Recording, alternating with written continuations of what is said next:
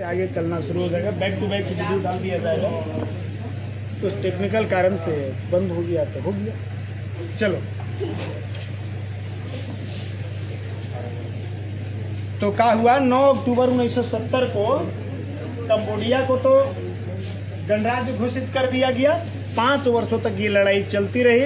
अंत में नरोत्तम सिहानुक निर्णायक युद्ध की घोषणा की है और इस निर्णायक युद्ध में उनकी जो लाल खुमेरी सेना थी,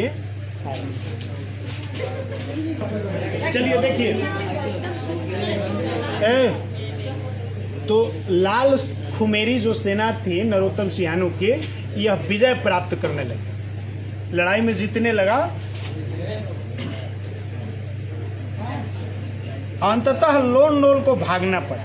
अब जब नरोत्तम सिहानुक जीत रहे थे, उधर अमेरिका को हम लोग देखते हैं कि अब अमेरिका का सपोर्ट नहीं रह गया था, क्योंकि अमेरिका के जो निक्सन थे राष्ट्रपति, उन्होंने तो पहले ही अपनी सेना को वापस आने का घोषणा कर दिए थे। अब जो भी बचल था दक्षिणी वियतनाम के कुछ सैनिक बचल था। अब लोन नोल के पास पावर नहीं रहा कि वो नरोत्तम सिहानुक का मुकाबला कर सके और अंततः उनको मैदान छोड़ करके भागना। अप्रैल 1975 में कंबोडियाई गृह युद्ध समाप्त हो गया और इस प्रकार अप्रैल 1975 ईस्वी में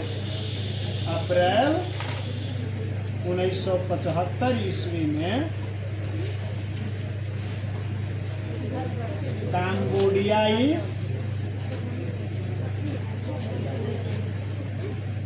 गृह युद्ध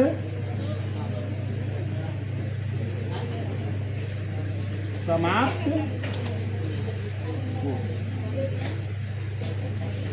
कंबोडिया गृह युद्ध समाप्त हो गया, यानी कंबोडिया की स्थिति सामान्य हो गई। नरोत्तम सिहानुक फिर से राष्ट्राध्यक्ष बने, परंतु 1978 में उन्होंने राजनीति से संन्यास लिया। फिर जाके शासक क्या बन गया, नरोत्तम सिहानुक, लेकिन बेचारे अब अधिक दिनों तक शासन नहीं किए। 3 वर्षों तक शासन किया और 1978 में उन्होंने राजनीति से संन्यास लिया। नरोत्तम सिहानुक राष्ट्राध्यक्ष बने एवं 1978 में राजनीति से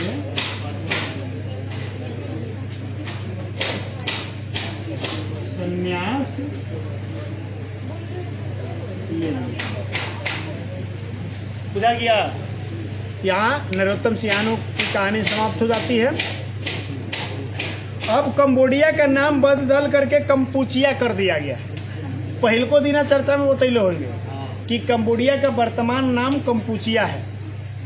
नरोत्तम सिहानुक के बाद ख्यू सम्फान एवं पोल पोट ने अपने मार्क्सवादी विचारधारा के अनुरूप शासन शुरू कर दिया। अब नरोत्तम सिहानुक के बाद अब शासक के बना, अब शासक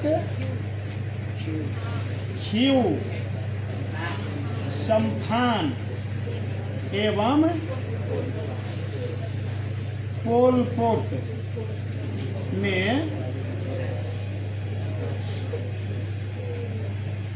मार्क्सवादी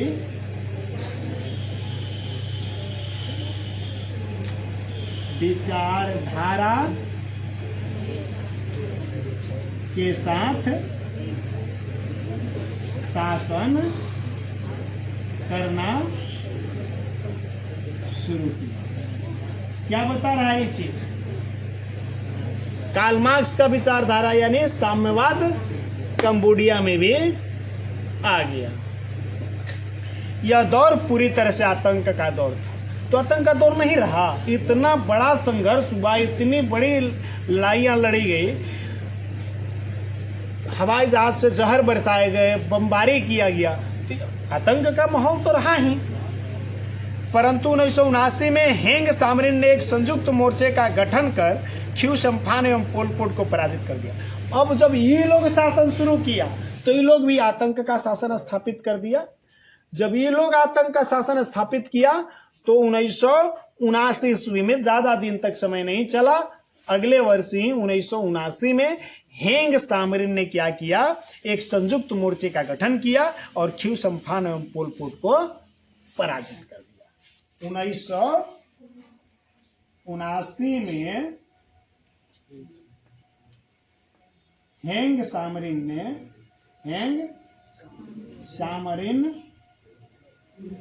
ने एक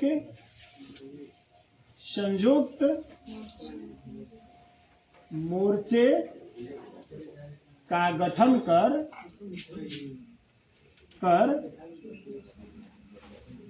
ख्यू सम्फान एवं पोल पोट को पराजित कर दिया। ठीक है ना, इसको भी पराजित कर दिया गया। इस स्थिति में रूस चीन आमने सामने आ गया। अब देखो दोनों साम्यवादी देश आमने सामने आ गया, रूस चीन। और चीन ने वियतनाम पर आक्रमण कर दक्षिण पूर्वी एशिया में अपनी शक्ति का परिचय दिया।